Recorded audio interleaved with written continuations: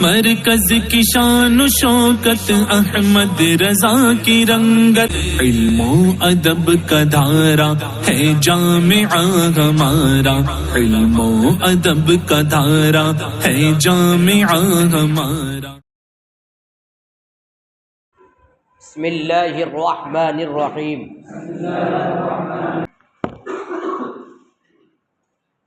تو گزشتہ سبق میں ہم لوگوں نے یہ پڑھا تنصیص علی الشیء باسمہ العلم یدل علی الخصوص عند البعض۔ بعض اشاعرہ اور بعض حنابلہ کے یہاں تنصیص علی الشیء باسمہ العلم یہ ما عدا سے نفی پر دلالت کرتا ہے۔ مثال سے واضح ہو چکی بات۔ آج کے سبق میں ماتن اپنا موقف بیان کرتے ہیں اور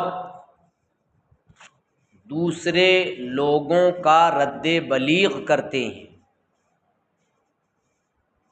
چنانچہ صاحب کتاب صاحب منار نے اپنے متن میں یہ ارشاد فرمایا وَعِندَنَا لَا يَدُلُّ عَلَيْهِ سَوَاءٌ كَانَ مَقْرُونًا بِالْعَدَدِ أَوْ لَمْ يَكُنْ لِأَنَّ النَّصَّ لَمْ يَتَنَاوَلْهُ فَكَيْفَ يُوجِبُ نَفِيًّا أَوْ إِثْبَاتًا والاستدلال منہم بحرف الاستغراق۔ یہ متن ہوا۔ مصنف گرامی کے متن کا خلاصہ یہ ہے کہ ہم احناف کے یہاں تنصیص علی الشیء باسمہ العلم یہ خصوص پر دلالت نہیں کرتا ہے، یعنی اس کے غیر سے حکم کی نفی پر دلالت نہیں کرتا ہے، کما قال بعض الاشاعرہ والحنابلہ۔ چاہے تنصیص علی الشیء باسمہ العلم مقرون بالعدد ہو، یعنی وہ علم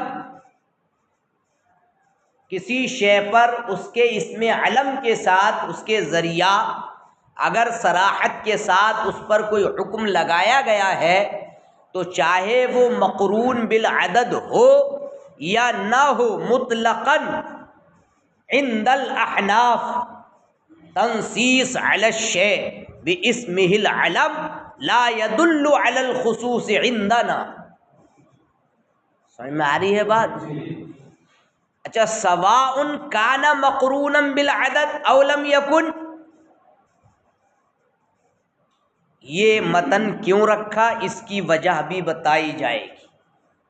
اس سے پہلے یہ سمجھ لیا جائے کہ آخر کار تنصیص علی الشیء باسمہ العلم یہ اگر خصوص پر دلالت کرے یا ما عدا سے حکم کی نفی پر دلالت کرے تو آخر کار کیا خرابی لازم آئے گی؟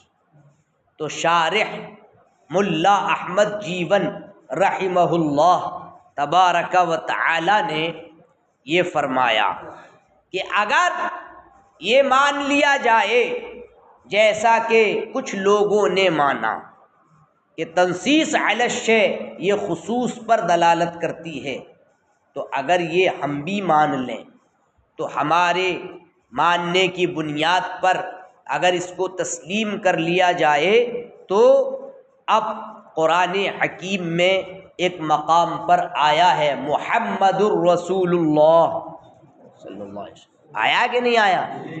محمد اللہ کے رسول ہے، تو یہ بھی تنصیص علی الشیء باسمہ العلم ہے کہ نہیں؟ یعنی محمد صلی اللہ علیہ وسلم اللہ کے رسول ہیں، تو آپ کی ذات پر رسالت کے حکم کی کیا کی گئی؟ صراحت کے ساتھ حکم لگایا گیا کہ محمد الرسول اللہ، یہ صریحی حکم ہے، رسالت ثابت ہے آپ کے لیے، تنصیص علی الشیء باسمہ العلم ہے۔ تو اب اگر اس کے مطابق یہ کہا جائے کہ یہ خصوص پر دلالت کرتی ہے، تو اب لازم آئے گا کہ غیر محمد صلی اللہ علیہ وسلم رسول نہ ہوں، لازم آئے گا کہ نہیں؟ کیونکہ ما عدا سے حکم کی نفی پر کیا کرتی ہے؟ وہ دلالت کرتی ہے، خصوص کا جو مطلب ہے۔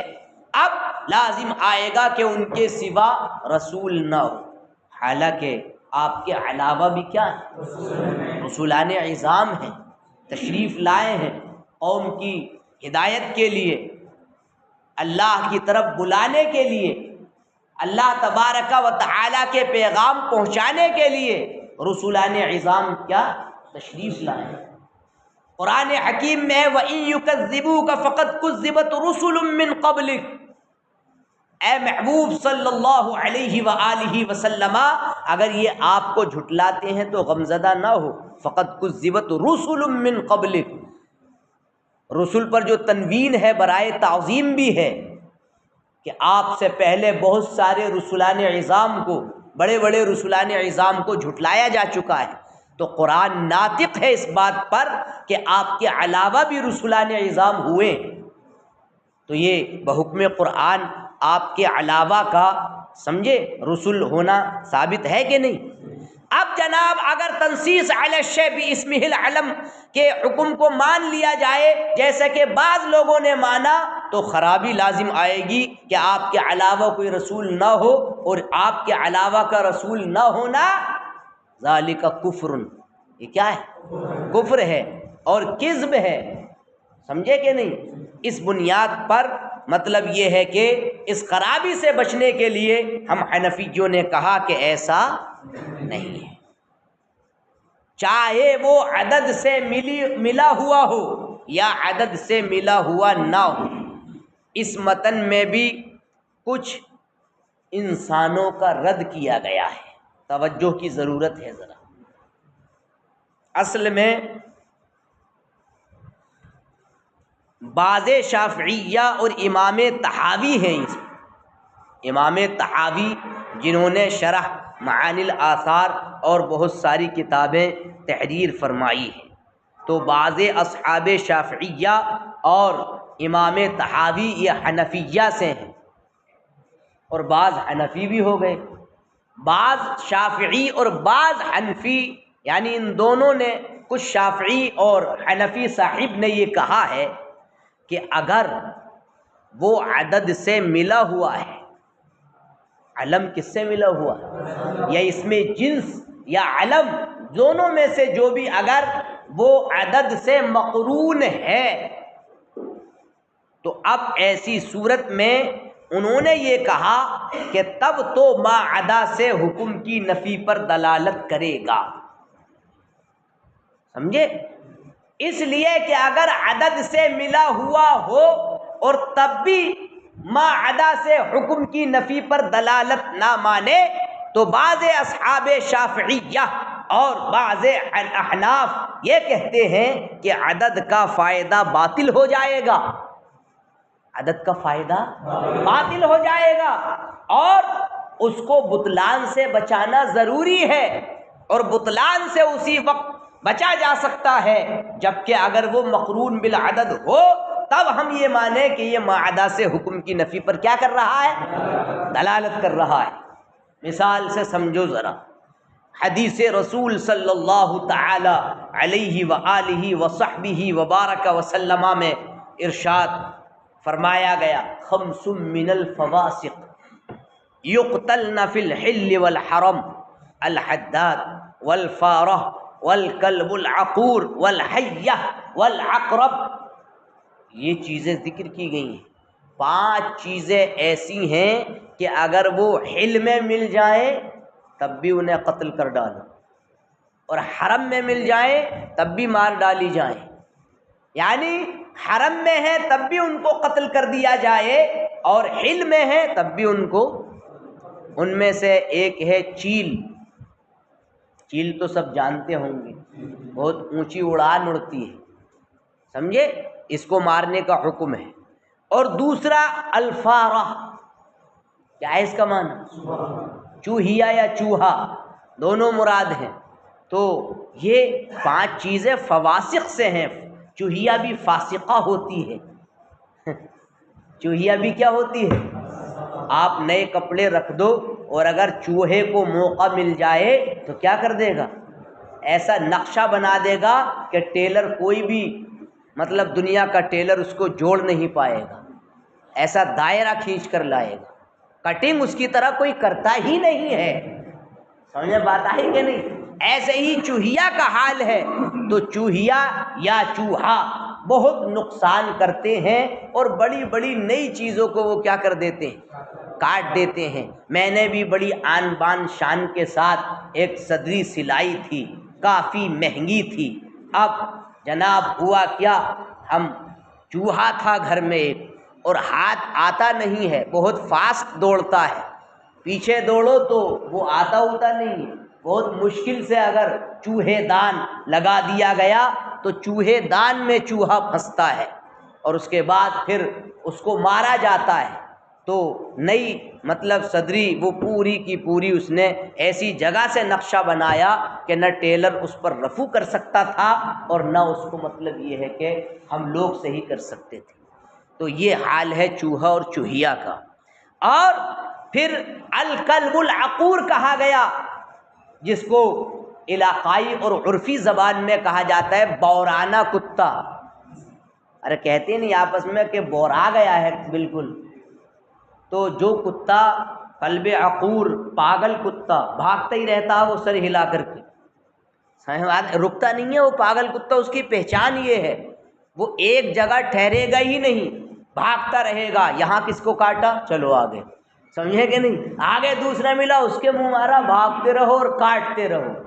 اور جس کے کاٹ کے جاتا ہے تو اس کو بھی جب پانی پیتا ہے، اور دوا اگر جلدی نہیں کی تو پینے کے وقت پانی پینے کے وقت پلے نظر آتے ہیں، اس کو کتے کے بچے نظر آتے ہیں پانی میں، تو وہ بھی اگر کسی کو وہ بھی بورا جاتا ہے اگر علاج نہ کیا جائے تو۔ الکلب العقور جیسے وہ بورانہ کتا ہے، تو وہ انسان جس کو کاٹا گیا وہ بھی بورا جاتا ہے، اس کو بھی حل و حرم میں مارنے کا حکم ہے۔ الحیہ، اس کو تو جانتے ہیں آپ، سانپ۔ سانپ بھی اگر حل میں مل جائے تب بھی اسے مار دو، اور اگر حرم میں مل جائے تب بھی مار دو۔ البتہ علامہ شامی رحمہ اللہ نے اپنی کتاب رد المختار جلد ثانی کے اندر ایک روایت ذکر کی ہے، اس میں کہا ہے ایاکم والحیۃ البیضاء، او کما قال، یعنی تمہارے لیے سفید سانپ مارنے سے بچنا ضروری ہے، کیونکہ وہ جن ہوتے ہیں۔ سفید سانپ ہے اگر تو اس کو مارنے سے بچنے کا حکم ہے، وہ جن ہوتا ہے اور سانپ کی شکل میں ہوتا ہے۔ بہرحال اس کے علاوہ جتنے کلر ہیں ان کو سب کو مطلب یہ ہے کہ مارنے کا حکم ہے۔ اور آخری ہے العقرب، بچھو۔ بچھو تو جانتے ہوں گے، جس نے نہ دیکھا ہو تو وہ امروہہ چلا جائے، سمجھ میں بات آئی کہ نہیں؟ اور وہاں جانے کے بعد وہاں بچھو ہی بچھو ہیں ایک مزار پر، سمجھے کہ نہیں، شاہ ولایت، اور ایک مزار پر گدھے ہی گدھے رہتے ہیں، تو وہاں جا کر کے چلا جائے اور بچھو لائے متعین ایام کے لیے، وعدہ کر کے ان سے لائے، اتنے موٹے موٹے کالے کالے معمر بچھو ہیں، اور وہ وہاں جب ان کو پکڑا جاتا ہے تو عوام اہل سنت بھی یہ کہتی ہے کہ کاٹتے نہیں ہے، اور اگر 8 دن کے لیے لے آؤ وعدے کے مطابق تو بھی نہیں کاٹیں گے، لیکن اگر 1 دن اوپر ہو گیا تو پھر وہ اپنا کام کرنا کیا کر دیں گے، شروع کر دیں گے، سمجھے کہ نہیں؟ تو وہ تو الگ میٹر ہے کہ وہ جانور اللہ کے ولی کی تعظیم و تکریم کرتے ہیں اور ان کے مطیع و فرما بردار ہوتے ہیں، ان کے لیے مسخر ان کا معاملہ ہو جاتا ہے، لیکن بچھو اپنی حیثیت کے لحاظ سے اگر آپ بچھو اینٹیں اٹھا رہے ہیں اور مل گیا تو پیچھے سے لا کے آپ کو مطلب اس کا ڈنک آگے نہیں ہوتا ہے، کہاں ہوتا ہے؟ اوپر کو اٹھا کر لاتا ہے وہ، اور اس سے اگلی جو چمٹی ہوتی ہے اس سے صحیح انداز میں کیا کرتا ہے؟ دابتا ہے تاکہ بھاگ نہ جاؤ۔ سمجھ میں بات آئی کہ نہیں؟ اور اس کے بعد پھر اوپر کو اٹھا کر کے وہ جب لاتا ہے اور انجیکشن لگاتا ہے تو پھر پتہ چلتا ہے کہ بچھو نے کیا کر لیا ہے؟ کاٹ لیا ہے۔ اس وجہ سے بچھو کو بھی مارنے کا یہ سب موذی ہیں، تکلیف دینے والے ہیں، اور چوہیا اور چوہا بھی موذی ہیں، تکلیف، تو اس وجہ سے حل و حرم میں مارنے کا حکم ہے۔ اب بعض شافعیہ اور امام طحاوی نے یہ کہا ہے کہ حدیث مذکور و مستور میں 5 کا ذکر ہے، مقرون بالعدد ہے۔ کیا ہے یہ؟ مقرون بالعدد۔ اب مطلب یہ ہوگا کہ ان 5 کے علاوہ کوئی اگر چھٹا ہے تو اس کو حرم میں مارنے کی اجازت نہیں ہوگی، اس لیے کہ حکم کی نفی پر دلالت ہوگی اگر مقرون بالعدد ہے تو۔ اب ایسی صورت میں اس لیے ہم نے کہا، ورنہ عدد کا فائدہ کیا ہو جائے گا؟ باطل ہو جائے گا۔ تو اتنا یہاں ہوا، لیکن ہم احناف یہ کہتے ہیں کہ جناب عدد کے ساتھ جو خاص کیا گیا، عدد کے ساتھ خاص کرنے کی وجہ کیا ہے؟ زیادتی اہتمام، اس کی اہتمام کا اضافے کو بیان کرنا کہ یہ 5 چیزیں خاص کر ان کو یاد رکھ لینا۔ یوں تو اور بھی ہیں لیکن یہ 5 جو ہیں یہ زیادہ اہم ہیں، ان کو خاص طور سے مطلب ذہن میں رکھنا، اور حل و حرم کہیں بھی مل جائے تو کام تمام کر دینا۔ تو زیادتی اہتمام اور اعتناء شان مقصود ہے یہاں، نہ کہ یہ ہے کہ حکم کی نفی مقصود ہے۔ اس وجہ سے حکم کی نفی پر دلالت کرنے پر استدلال کرنا یہ کسی بھی زاویے سے درست نہیں ہوگا۔ البتہ علامہ ملا احمد جیون رحمۃ اللہ تعالی علیہ نے یہ بھی کہا ہے کہ بعد کے لوگوں نے، متاخرین نے یہ بھی فتویٰ دیا، متاخرین جو علماء ہیں انہوں نے یہ بھی فتویٰ دیا کہ تنصیص علی الشیء باسمہ العلم یہ اگر روایات میں ہے تو یہ ما عدا سے حکم کی نفی پر دلالت کرے گا، روایات میں، مخاطبات میں نہیں۔ جو مخاطبات ہوتے ہیں جن سے تخاطب کیا جاتا ہے، جن میں کسی کام کے حکم کے لیے کہا جاتا ہے، تو ان میں تنصیص علی الشیء باسمہ العلم یہ مطلب ما عدا سے حکم کی نفی پر دلالت نہیں کرے گا، البتہ روایات میں کرے گا۔ جیسے کہ صاحب ہدایہ نے ایک مقام پر یہ کہا ہے کہ صاحب کتاب کا قول، یعنی قدوری شریف میں ان کا قول، جاز الوضوء من الجانب الاخر، یہ عبارت آئی ہے غدیر عظیم کے سبق میں۔ قدوری شریف جب پڑھی ہوگی تو غدیر عظیم کی تعریف آئی ہوگی کہ وہ ایسا بڑا تالاب کہ ایک کنارے کو حرکت دینے سے دوسرا کنارہ متحرک نہ ہو، تو یہ غدیر عظیم ہے۔ تو اب اس میں یہ بھی کہا گیا کہ مطلب جاز الوضوء من الجانب الاخر، بڑا اگر تالاب ہے، غدیر عظیم ہے، تو دوسری جانب سے وضو کرنا کیا ہے؟ جائز ہے۔ تو جاز الوضوء من الجانب الاخر، یہ جو صراحت کی گئی اس سے اشارہ اس بات کی طرف ہے کہ جہاں نجاست گرے گی وہی نجس ہوگا، جہاں نجاست گرے گی۔ اور یہ ایک مثال ہے، اس جیسی بہت ساری مثالیں اس کتاب میں ہیں۔ لہٰذا روایات میں کچھ لوگوں نے فتویٰ دیا، مخاطبات میں فتویٰ نہیں دیا۔ اور جو کچھ لوگوں کا کلام وہم دلاتا ہے نا کہ تنصیص علی الشیء باسمہ العلم یہ ما عدا سے حکم کی نفی کا وہم جو دلاتا ہے کچھ لوگوں کو کلام باز استدلال میں، تو ان سب کی تعویل کی گئی ہے، ان سب کی کیا کی گئی ہے؟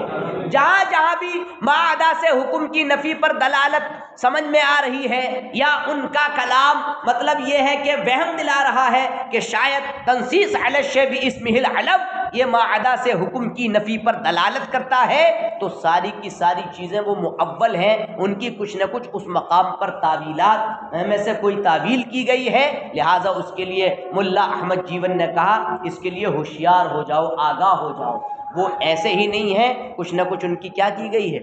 اور تعویل مثال کے طور پر یہ 1 سال والا میٹر، 1 سال، الماء من الماء، پانی پانی سے ہے.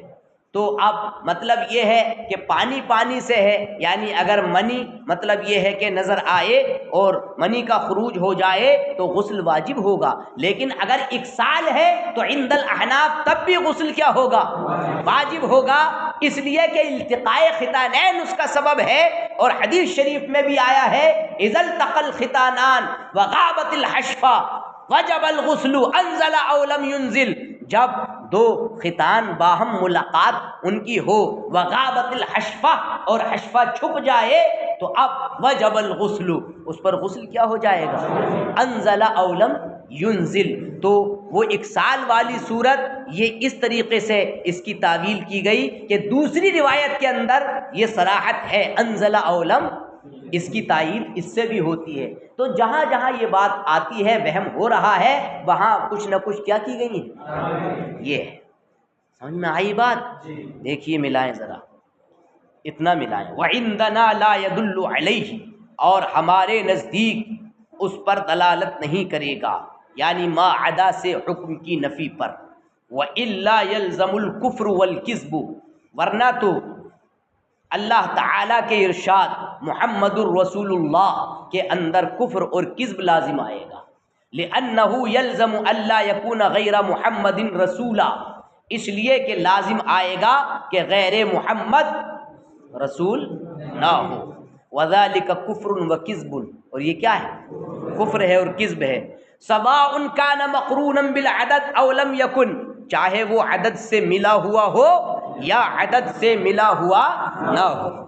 فیہ رد علی من فرق بینہما، اس میں اس کی تردید ہے ان لوگوں کی کہ جنہوں نے دونوں میں تفریق کی اور کہا ان کان مقرونا بالعدد، اگر وہ عدد سے ملا ہوا ہو، جیسے کہ نبی کریم صلی اللہ علیہ وسلم کا ارشاد خمس من الفواسق یقتلن فی الحل والحرم، 5 چیزیں ایسی ہیں فواسق سے ہیں، ان کو حل و حرم میں قتل کر دیا جائے. چیل، چوہا یا چوہیا، بورانہ کتا، سانپ اور بچھو. فحینئذ یدل علی النفی عما عداہ البتہ، تو اس وقت وہ اس کے ماسوا سے یقیناً حکم کی نفی پر دال ہوگا. وَإِلَّا لَبَطَلَ فَائِدَةُ الْعَدَدِ، ورنہ عدد کا فائدہ کیا ہو جائے گا. وَعِندَنَا وَجْهُ التَّخْصِيصِ بِهِ، اور ہمارے نزدیک اس کے ساتھ خاص کرنے کی وجہ اس کے زیادتی اہتمام اور زیادتی شان کو بیان کرنا مقصود ہے.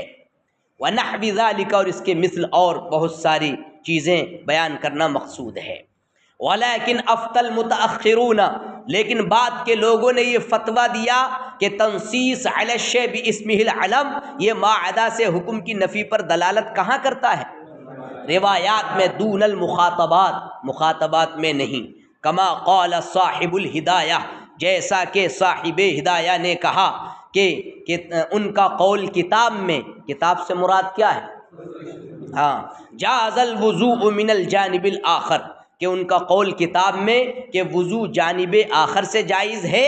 اشارۃ الی انہ یتنجس موضع الوقوع، اس بات کی طرف اشارہ ہے موضع الوقوع کہ نجاست گرنے کی جگہ کیا ہو جائے گی؟ نجس. اور اس جیسی ان کی کتاب میں بہت ساری مثالیں ہیں. اور ان کا کلام جو ما عدا سے حکم کی نفی کا وہم دلا رہا ہے بعض استدلالات میں، فَكُلُّ ذَلِكَ مُعَوَّل، وہ سارے کا سارا کیا ہے؟ معول ہے. کچھ تعویلات اس میں کی گئی ہیں. فَتَنَبَّهْ لَهُ، تو اس سے کیا ہو جاؤ تم. اب آگے یہ بیان فرماتے ہیں کہ تنصیص علی الشیء باسمہ العلم، ہماری دلیل شروع ہو رہی ہے متن میں. آخر کار یہ ما عدا سے حکم کی نفی پر دلالت کیوں نہیں کرتا ہے؟ اس کی وجہ کیا ہے؟ بھئی ظاہر سی بات ہے، اس کی وجہ یہ ہے کہ نص اس کو شامل نہیں ہے. نص غیر منصوص کو شامل، جب غیر منصوص کو شامل نہیں ہے، اس سے ساکت ہے، وہ مسکوت عنہ ہے، تو اب نفی یا اس بات کے حکم کا ایجاب کا قول کیا جائے گا. مثال سے سمجھو، جیسے کہ مثال کے طور پر آپ نے یہ کہا میرے پاس زید آیا، جاءنی زیدن، میرے پاس کون آیا؟ زید آیا، اب یہ نص امر سے خاموش ہے، امر کے آنے نہ آنے سے کیا ہے؟ خاموش ہے، لہذا امر کی آمد یا عدم آمد پر دلالت ہوگی؟ بتاؤ کیوں نہیں ہوگی؟ آپ کیا کہیں گے اس جگہ؟ لأن النص لم يتناول مجيء امر